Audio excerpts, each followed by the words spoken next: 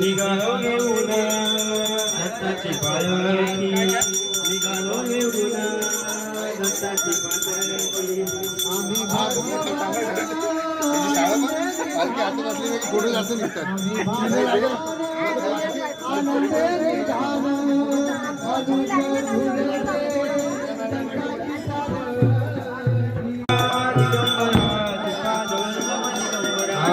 निघालो घेऊन दत्ताची पालखी,